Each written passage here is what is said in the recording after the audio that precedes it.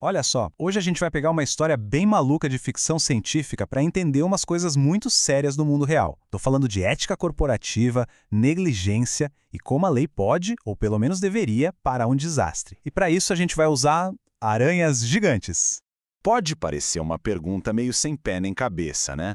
Mas a resposta, olha, ela vai direto no ponto de como algumas empresas gigantes, sabe, gostam de andar na linha, no limite da lei.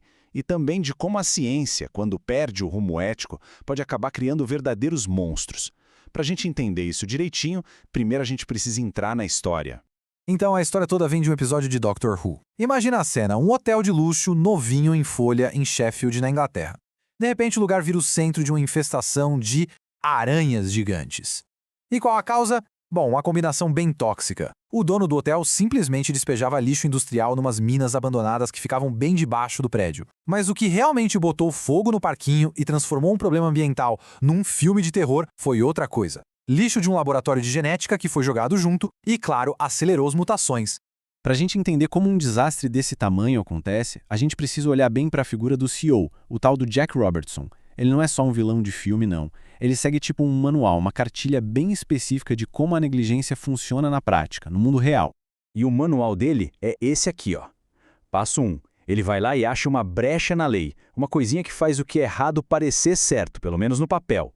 Depois, passo 2. Ele externaliza os custos. O que é isso? Simples. O lucro fica com ele e o lixo, a poluição, o problema, isso ele joga no colo da sociedade.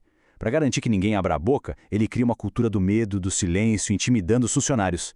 E por último, vem o gran finale, a dissociação moral. Ele se convence de que está fazendo um bem maior, sabe?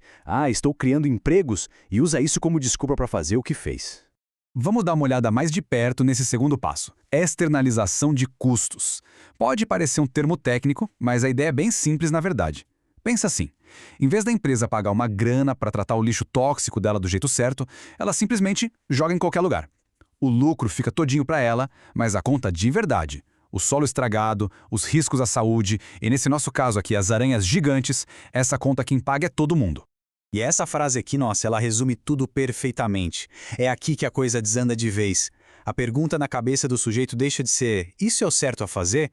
e vira "será que dá para me processar por isso?" É uma troca de mentalidade perigosíssima. É trocar a bússola moral por um manual de como se safar na justiça. E é essa troca que abre a porteira para o desastre. Mas olha, o CEO não fez essa bagunça toda sozinho, não. Para a catástrofe ser completa, precisou de uma falha feia do outro lado da moeda, lá no laboratório. Agora a gente vai ver como a ciência, quando perde a consciência, vira cúmplice do problema. O que a gente vê aqui é um erro atrás do outro, uma cascata de falhas. Tudo começa com um erro que parece até bobo, mas é gravíssimo: jogar amostras geneticamente modificadas no lixo normal. Depois, entra um conflito de interesses claríssimo. A cientista fica quieta para não perder o dinheiro da pesquisa. Aí a gente chega na crueldade biológica, que já explico melhor. E para fechar com chave de ouro, a falha mais básica de todas: não ter um plano B. Ninguém parou para pensar, e se esse negócio escapar?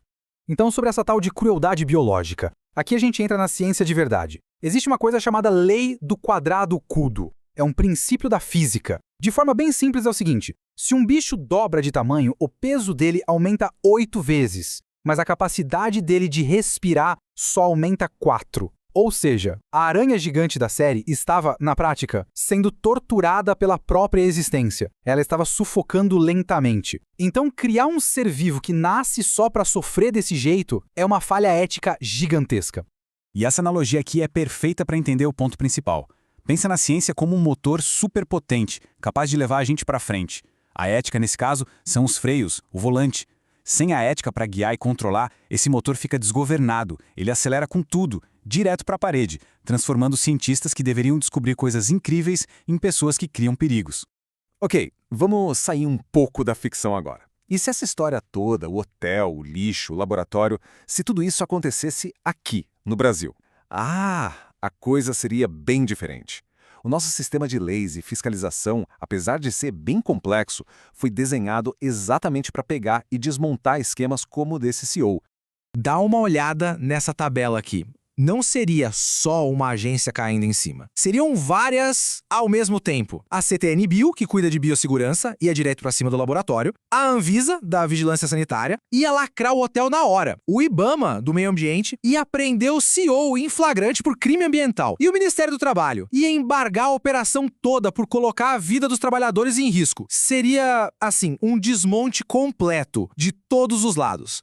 E ainda tem um detalhe super importante na nossa lei. É o conceito de responsabilidade objetiva. O que isso quer dizer? Para crime ambiental, não interessa se o dono da empresa sabia ou não sabia do risco. Não importa se ele não imaginava que as aranhas iam ficar gigantes. Ele criou o risco, ele é o responsável. Ponto final. Aquela desculpinha do eu não sabia simplesmente não cola aqui. Então, vamos para o resumo da ópera. Qual o veredito final? Como é que o final da ficção se compara com o que aconteceria na vida real, mais especificamente, debaixo das leis brasileiras? Olha, a diferença é absurda. Lá na ficção, o CEO Jack Robertson tenta usar o poder e a influência dele para se safar, e até parece que vai conseguir. Aqui no Brasil, a história seria outra. O Ministério Público ia juntar todos esses crimes numa única ação civil pública. O Robertson não ia só para a cadeia, não. Ele ia tomar multas bilionárias e o patrimônio pessoal dele, a casa, o carro, tudo, seria usado para pagar a limpeza e as indenizações. Resumindo, não teria escapatória. E para fechar, essa frase aqui amarra tudo de um jeito muito forte. O lucro é o que move os negócios, claro. Mas sem ética, ele vira um motor funcionando sem óleo. Pode até rodar por um tempo, mas uma hora ele vai superaquecer, vai explodir e levar o prédio inteiro junto. E a gente termina com essa reflexão para todo mundo pensar.